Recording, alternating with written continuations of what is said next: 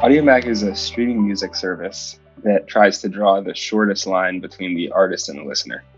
So unlike a lot of major streaming services, not only can listeners listen on the platform, but artists can also upload their music directly.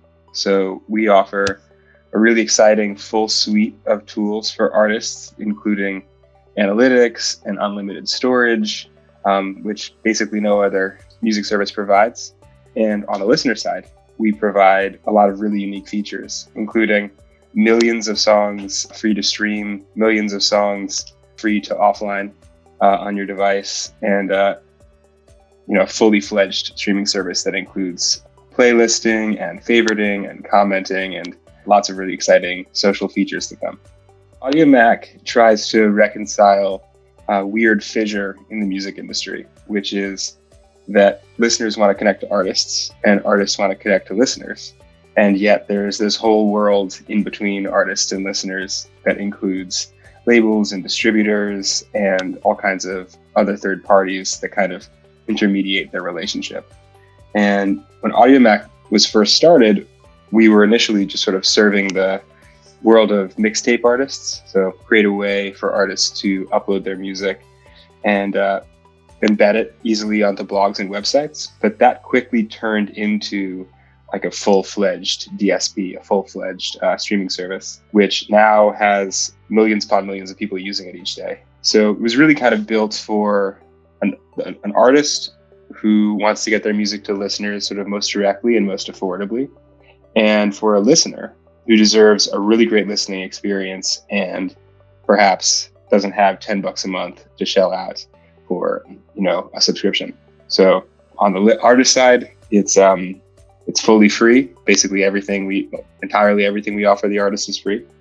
And on the listener side, we're ad supported. And so you can use AudioMack to stream as much music as you like, unlimited. And if you'd like to upgrade to our premium offering to get rid of ads and get some special features, you can do that too.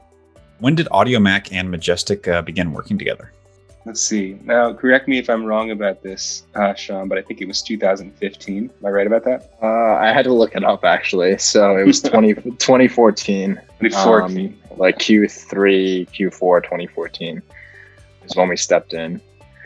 And I think one more call out that I would say that AudioMack does is different compared to like the other big players in the space is you guys always stayed true to the fact that you're supplying a service for, well, it's grown a bit, but a lot of these small and medium-sized artists that are still on the up and up, where they don't have a manager, they're not signed with a mainstream label yet. They're growing and they need as much help as they can get. And AudioMack is a platform that's providing that on the artist side. And then on the listener side, you're getting a lot of up-and-coming music that you're not able to get anywhere else. Like that's not available on the Spotify's, the SoundClouds, the YouTube Musics, etc., where they're leveraging AudioMack and as their go-to service for their dropping their first mixtape, second mixtape, etc., in order to kind of get found. And then the labels are using it to find new talent. So I don't know if you want to speak more to that side of it, Charlie, if I missed anything there. No, you totally nailed it. I think AudioMack on the artist side is built to enable artists to get their music to their listeners no matter how they want to do it. So if you're, a little artist starting out, you haven't even put out your first release yet, you don't have a record deal, you don't even know what a distributor is, you can just come over to AudioMack, upload, put your music out. But if you are going to a distributor, DistroKid, TuneCore, Amuse, we partner with all those distributors and our catalog is full of that kind of music. That's how I got my music up on AudioMack, for example. And then if you work with a record label, all the way up to the biggest record labels in the world, Sony, Universal, Warner, those services, all those labels all put their music up on AudioMack too. So if you're an artist, no matter where you're coming from, we make it the easiest to get music up on the service. And similarly, if you're a listener, AudioMack is built for you to have a great listening experience, regardless of where you're coming from. So most streaming music services, in fact, going to go ahead and say almost all of them, are kind of designed in exactly the same way. So they have the same catalog of around 70 million songs, which are all from the same set of labels and distributors, and they all cost $10 a month. And you could swap them out, and you wouldn't be able to tell the difference between them. But that creates what we think as like a structural economic barrier to the billions of people in the world who don't have $10 every month to spend on a streaming music service. So does that mean that they don't deserve a great streaming app? I mean, that'd be crazy. So we built AudioMack to be a service for literally for anybody.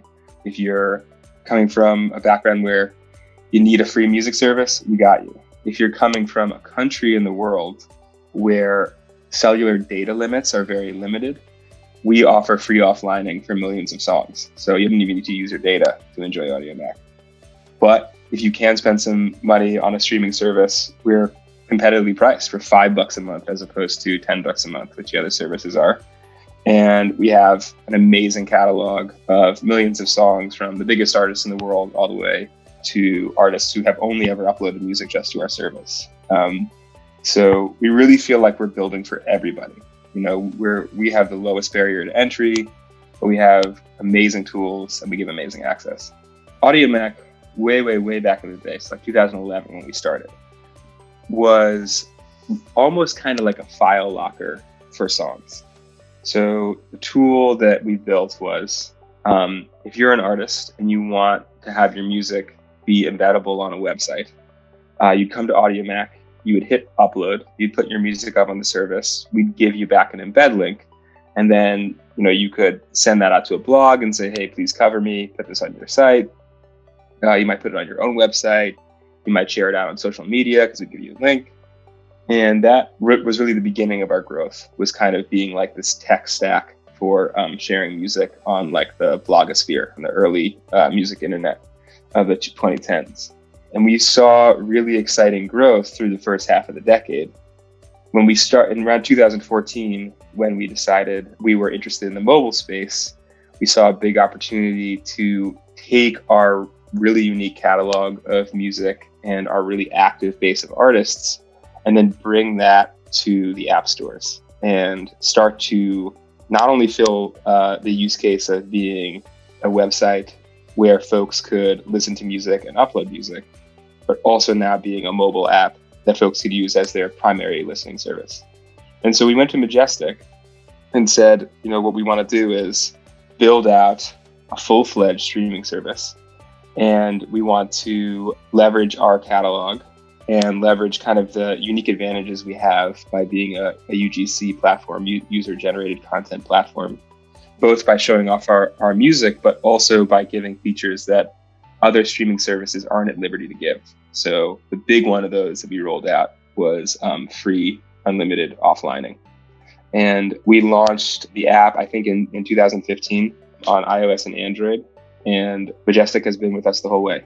We're still working with them now in 2021, 7 years later, if you count 2014 when we really got started. To Charlie's point, the AudioMack team, the core team, they knew what they had, and they knew where to pivot.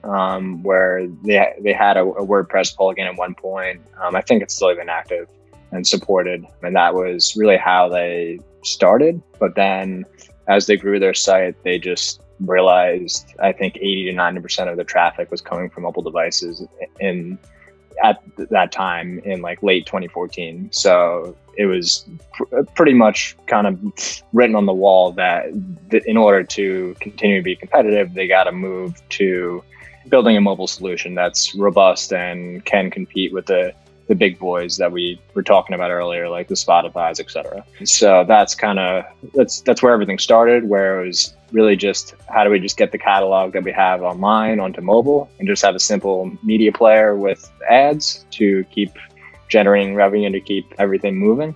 And then, as Charlie mentioned, now we have it's hugely different in terms of what we've added over the years and years and years in terms of redesigns, updates, offline music, and things of that nature. So it's really just been a really good example of just not just building features to build features, but Charlie and the rest of the product team and overall AudioMack team and our team like adding our technical expertise as well as AudioMack's music and analytics expertise, and their listening to their customers in terms of providing new features based on their feedback and based on how things are moving. So like one example, as Charlie kind of alluded to before, was I believe it was 2019 when it was about 80 or 90% US based in terms of your user base. And then fast forward about a year, it was 50% US, 50% global. So the flip kind of switched relatively quickly. And that's where we started running into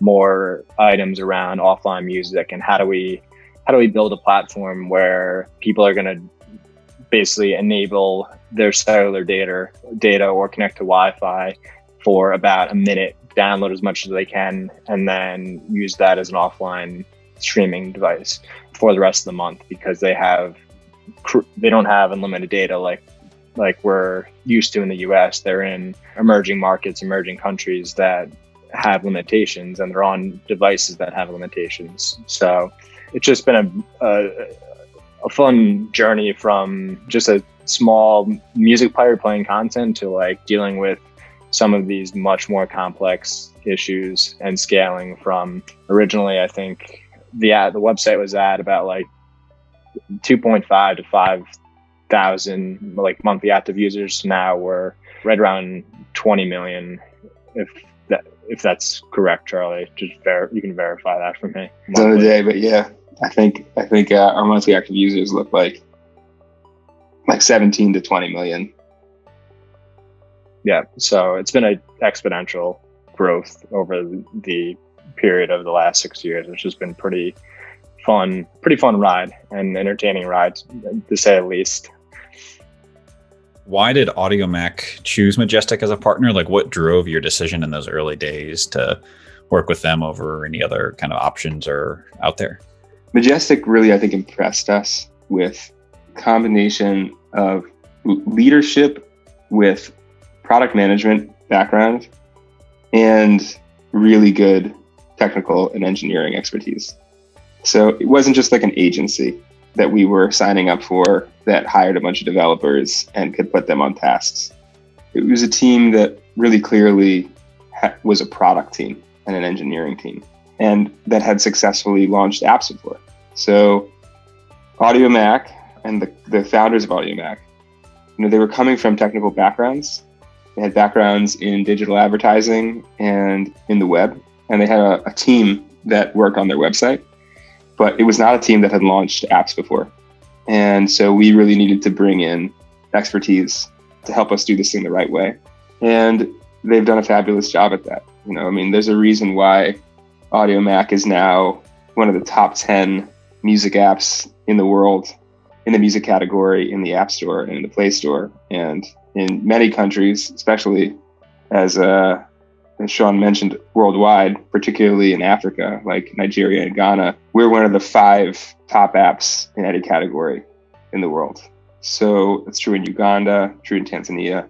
So it's clear that the choice we made here was right. They came in, they really knew how to get an app going. They really knew what pitfalls you'd run into, and they're really organized. So they helped us make sure that our product roadmap was feasible and that we could really achieve the things that we wanted to achieve. They really impressed us, I think, with their background and expertise in the app world, and that's exactly what we needed. Majestic handles our client work on our iOS and Android apps. So they are the entirety of our front-end development when it comes to the app that you see on the App Store and on the Google Play Store. We have our own back-end team and we have our own web team. So outside of that, Majestic has built everything that we've got on the front end. If you like the way that the app works and looks and feels, then you really have Majestic to thank for that. Part of what I think has made them so effective is that they are really good and close collaborators with our designer, Tom Klinger, and with our product team, which includes our CEO, Dave Mackley, and me and another product manager named Ryan. So they're in constant contact with us. We set out a plan, and they just do a really good job at telling us what's doable and not doable, feasible, how long things are going to take, where the advisable and inadvisable parts of the plans are, and then doing them really well. So one great thing about our collaboration with Majestic is that they never throw something back at us that's half-baked. In fact, they always kind of go the extra mile in terms of making things work right. They don't cut corners. In fact, they tell us when it seems like we're cutting corners, which is really helpful because that means we always put out the right product. A lot of what we've done and how we work together is, as Charlie mentioned before, we don't operate like a traditional agency. We call ourselves an agency or a digital product studio, but we are more, everybody that is part of our team is very hands-on and can wear multiple hats. So we're not a traditional agency where you're going to have like an account manager, a project manager, a product manager, and all these different just titles and bloat. Like the team that is working with AudioMack knows the product in and out, and they are there to solve problems and work with Charlie, who's really the head of product, Dave, and the rest of the C-suite team, who works with the product on the product side, as well as Ty, their CTO, and then Tom, their CCO, who's doing a lot of the design. So we're very, very hands-on, and we just bring a lot of our technical expertise to the table, which allows us to really work very, very well together and bring out the best possible features where something may come up as a concept or idea, and then we'll merge together as two teams and really find a way to elevate it to the next level by potentially slimming the workload down and also making it a better experience overall. So it's just a combination of the skill sets that have really been able to allow us to just excel, which is why it's worked so well over the last 6 years. So I would say it's a lot of this, a good combination of the teams being able to work together. What does the actual collaboration look like? So when I think about what my job fundamentally is, I think of myself as kind of like the chaperone of ideas, from being something that someone says or an issue that someone notices or a problem, a crash that someone observes, all the way through the product pipeline down to releasing it, the fix that we find for it, and then seeing if that change that we made had the desired impact or any other impact that we're interested in. So what that means is we have our avenues of feedback, which would include crash reports, tickets from users, support tickets saying, hey, this isn't working, or hey, maybe you should try to build this. Our business intelligence service, which shows us what user behavior is, and then other forms of feedback, like just talking to users and understanding their use cases.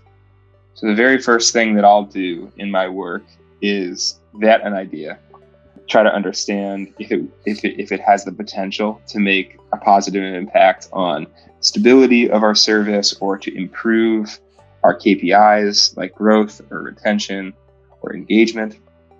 Then I'll write up a plan for it, make a spec. And the very next thing that I'll do is I'll bring it to Majestic. So I put this plan in front of our sort of two senior engineers on the Majestic team, and they sort of specialize in iOS and Android. And they'll come back to me with feedback. So they'll basically say, okay, here are the things that are doable and not doable about this. Here are ways we could simplify this idea. Here's how we would approach it. And then once they kind of weigh in and help us figure out the technical contours of what we're trying to do, they kick it back to me.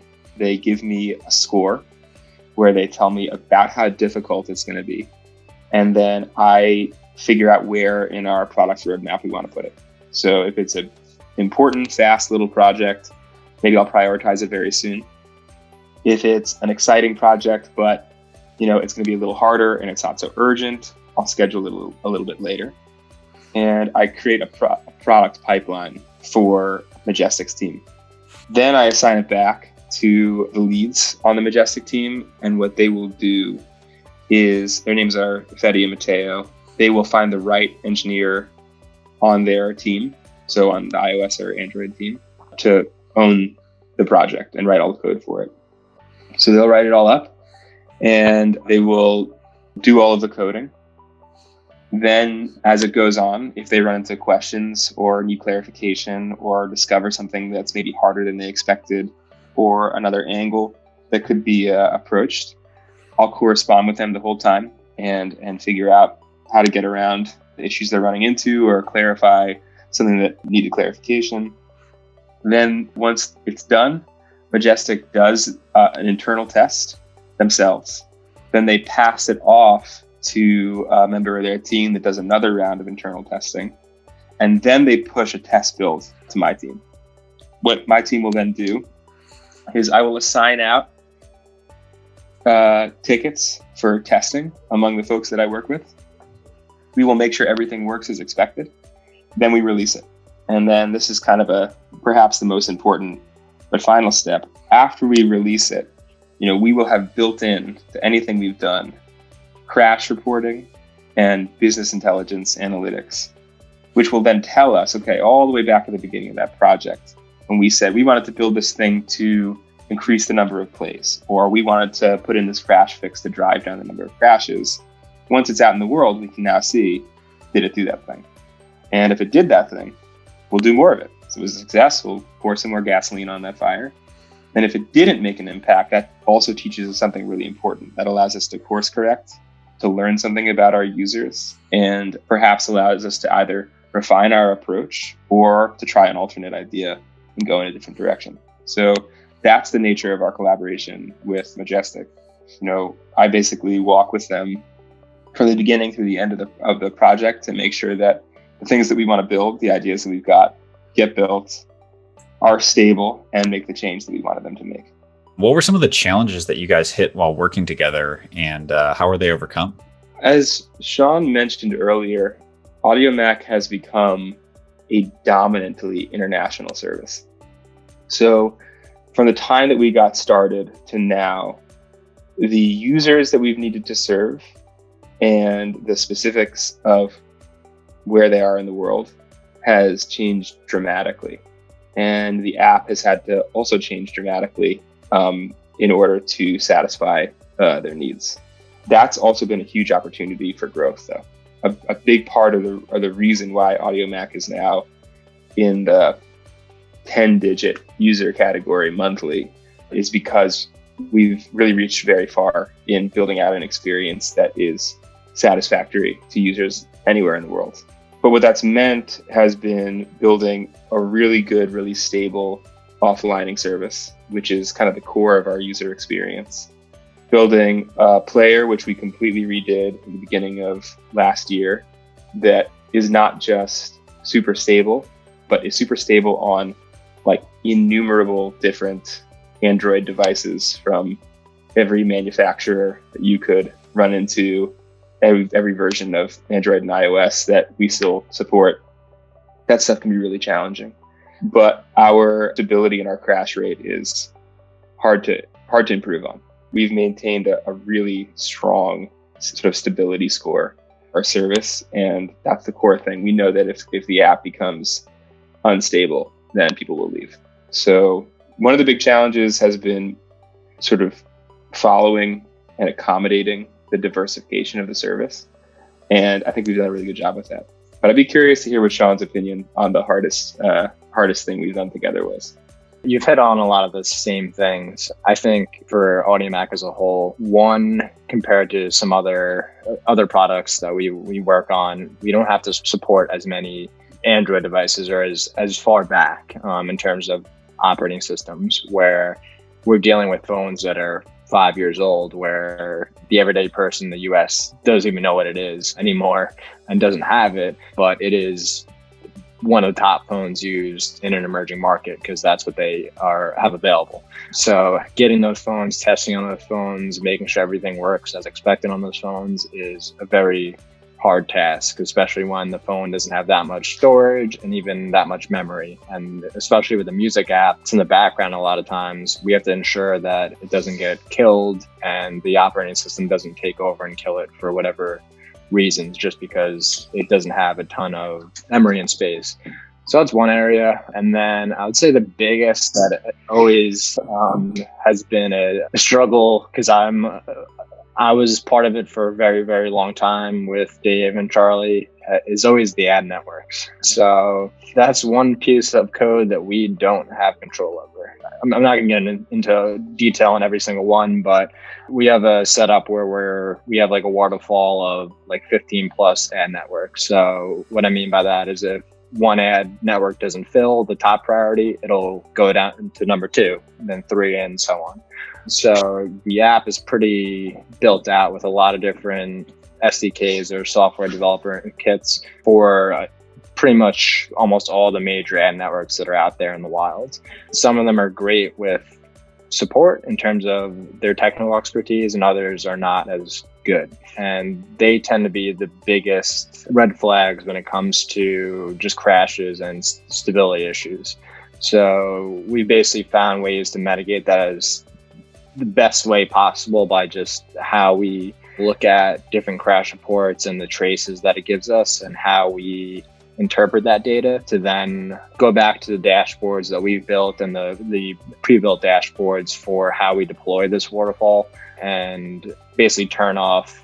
So we may see a crash that's only happening on Android 6.0 and it's only on Samsung devices.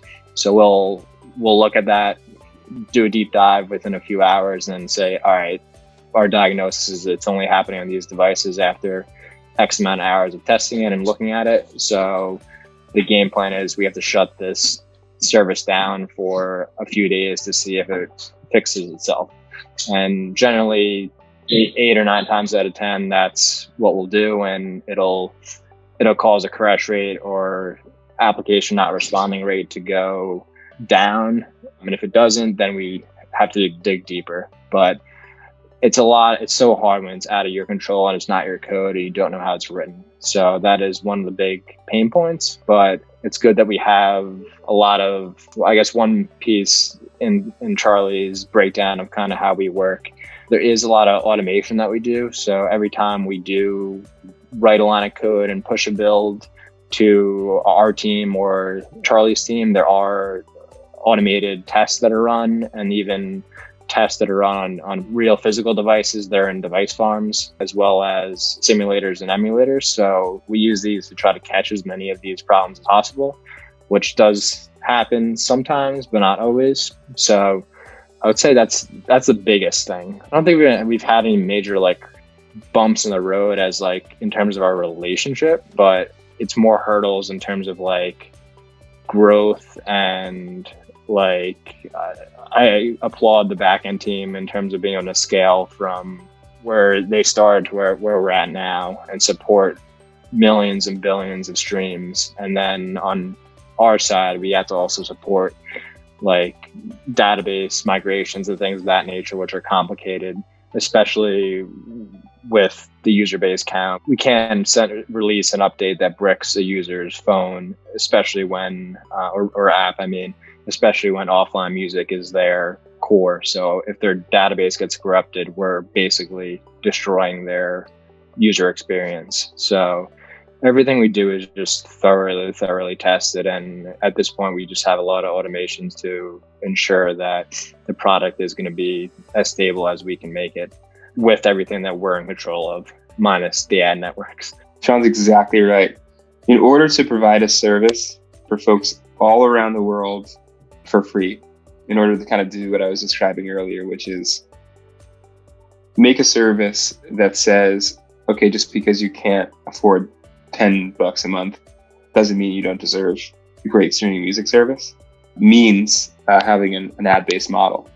And as a result, to have that really support artists, because we do a revenue share with artists, in order for that to keep the lights on in terms of everything that we do, paying Majestic, paying our employees, paying to keep the servers on, all of the expenses that are required for running a business like this.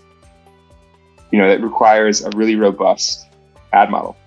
And our collaboration with Majestic has been great because we've been able to build a really robust, really effective ad-based music service that pays artists, grows, keeps the lights on. But that is definitely the biggest technical challenge, along with our sort of scaling and diversification internationally. Those are two really challenging things, but I think we've dealt with them very well. What have been the results of working together? I guess the result would be having millions upon millions of people streaming music for free each day, right from their phone. I really do think that we've built the best platform for artists on the internet. We built a platform where anyone can upload as much as they want and get paid for it, period.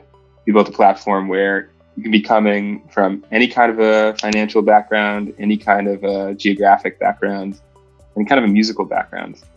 And AudioMack is going to satisfy your idea of a music service. We built something together that I really believe is the most accessible, most universal music service that exists. Yeah, I'm really proud of that. I mean, there's so much further that we can go, and we've got plans for that.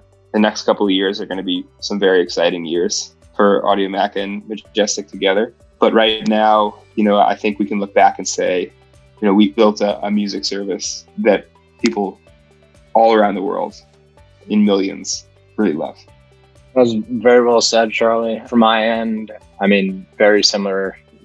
My response would be very, very, very similar.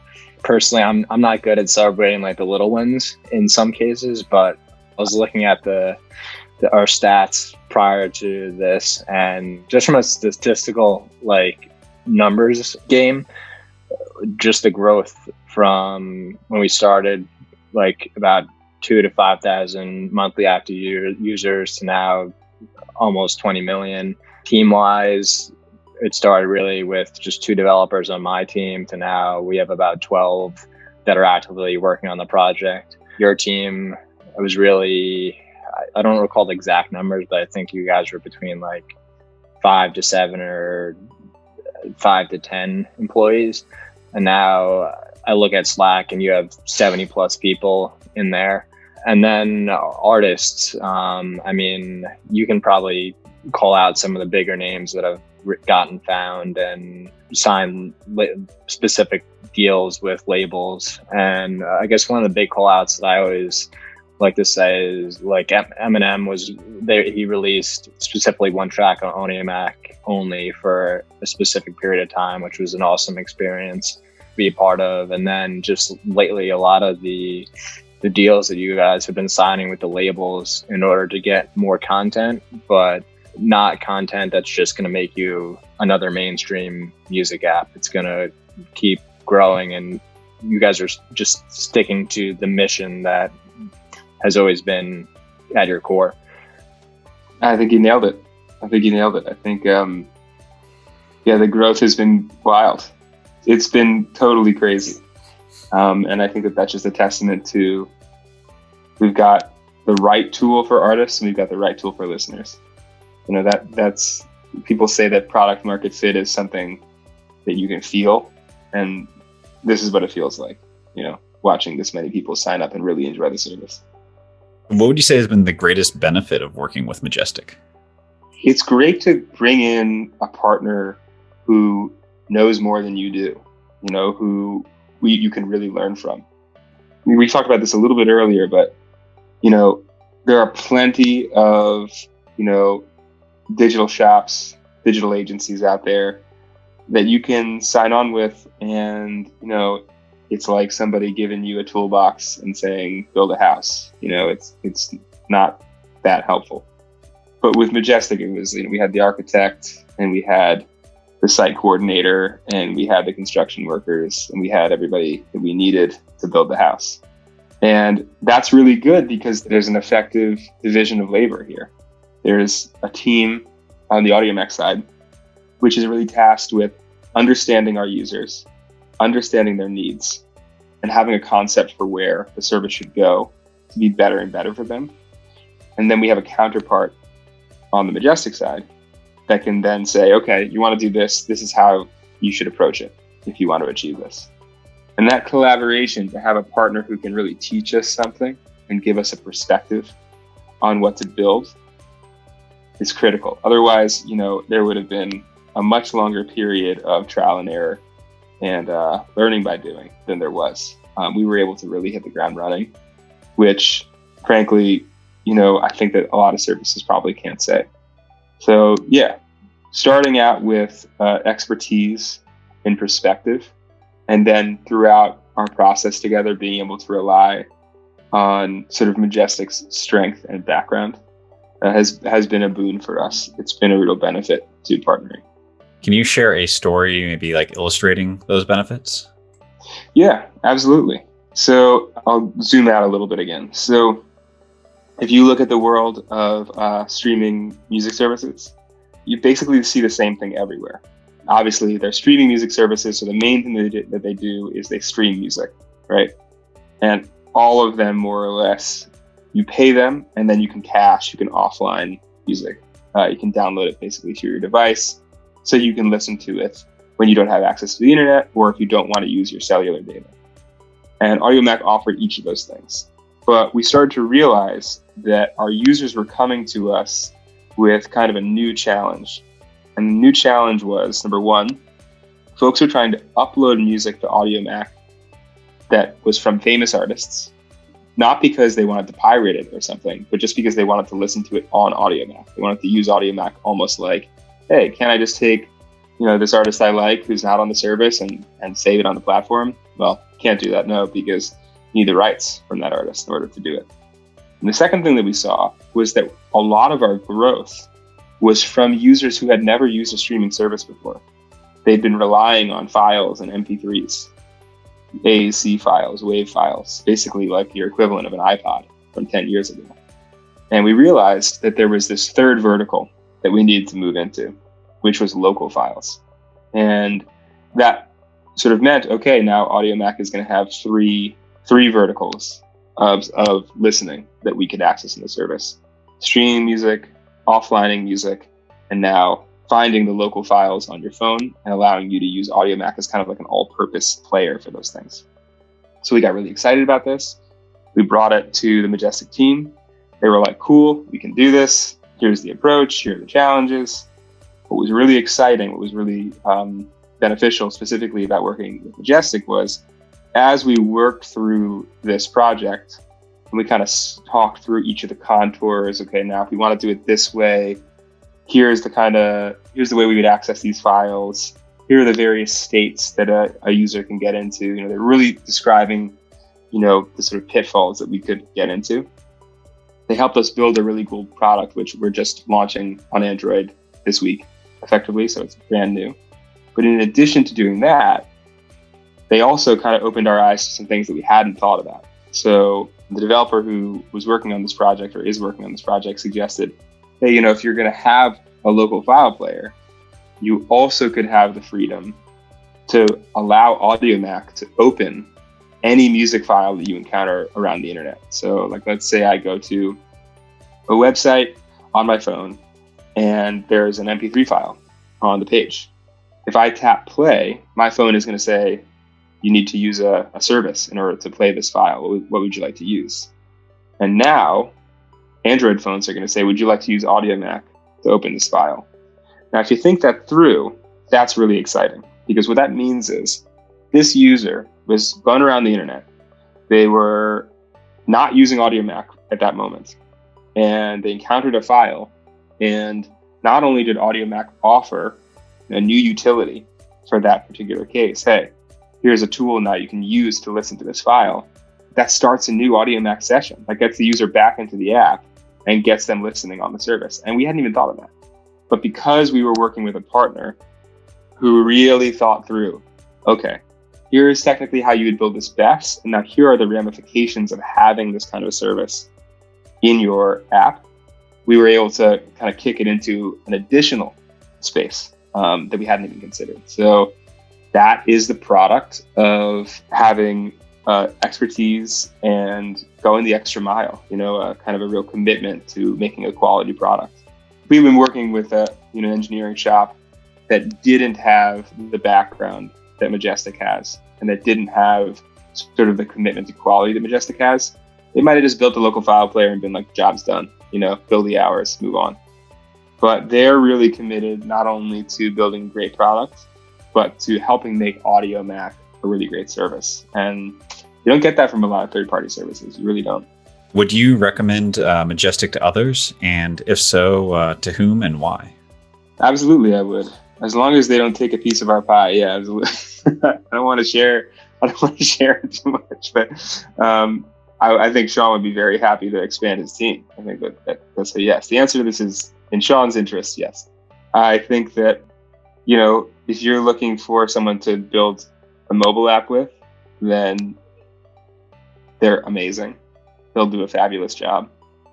And I mean, correct me if I'm wrong, Sean, probably even past mobile apps too. You probably can do more than that. But this is what we use them for. This is what my body of experience is like with them, and it's been great. The fact that we are a music service is obviously very specific knowledge.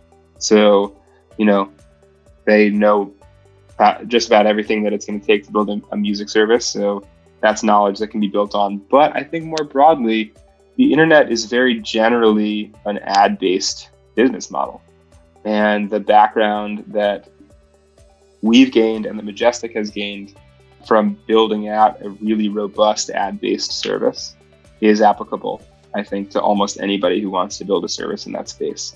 So yeah, I think companies looking to build mobile experiences with an ad-based model, or honestly with a subscription-based model, because AudioMack has a real live, vibrant subscriber base, they can help. They can really help you kind of do whatever you want to do.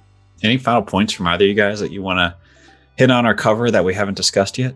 I think the way we really have meshed well, and Charlie has brought it up a couple times, and I just haven't kind of spoke about it directly, is the way we present ourselves. Or we're not really just development hands for hire. We're going to help facilitate kind of what is the end goal, what is the technical challenge, what is the business challenge, what's the success metrics, and whether it's a technical member of our team or someone on the strategy side or design side, whatever it may be, they're all going to think in that mindset. So that's why we've been able to excel and stay alive, stay in business, and help companies and teams like AudioMack. And Charlie's example was pretty spot on with the local file player. Paul, the developer that actually was working on it, he actually is a big music fan and loves AudioMack. So there is a lot of that goes into it. Is being an avid music fan does definitely help. But it's always our team is always about how can we make what we do the most innovative, greatest thing. So that's always in the back of our minds. And some of the stuff we may present to Charlie may be obscene, and he'll be like, hell no, because it's going to take months and months and months. But it's all about how do we push the boundaries where it may make that change, like Charlie said, by this new local file player, which is getting released, may cause sessions to increase by 10, 20%, or even if it does by 0.2%, that's increasing retention, increasing more sessions, which is really what we are, the name of the game, really. How do we make the app and product as sticky as possible? And I think we've figured something out over the last 6 years to be able to do what we're doing and continue to do it. So I think that's the biggest kind of testament to how we've worked well together, is just what we spoke about before. Numbers wise, we've been doing this for a long extended period of time, and it's always exponential growth each year, which is very, very hard to see and come by. When you look at what makes a company really successful, really satisfactory to its users, it may in your hands seem like a simple thing, it's a music service and it just works well. But that's the product of countless hours of hard work from a lot of people who really care about the outcome being really good. And that's the fundamental importance of having great partners in building stuff. It's that at the end of the day, if the user experiences it as being simple and consistent and like a no-brainer, then that means that there's a lot of people working really hard behind the scenes. And that's how people experience AudioMack. And I think that's a real testament to our collaboration with Majestic and with the strength of the team that they have. We got a lot of growing to do, and we got a lot more exciting things to build. But I know that at our core, we can rely on our product being really high quality because we've got a team that's all really bought in and sees where we're going and doesn't really accept an outcome that's not kind of top marks. So yeah, I think that ultimately, the success of AudioMack has to do with delivering the absolute best and most useful thing to our users. And we've been able to do that now for coming up on 6 years, which it's a long time in the tech world. So I'm very proud of our collaboration. I'm very proud of our success.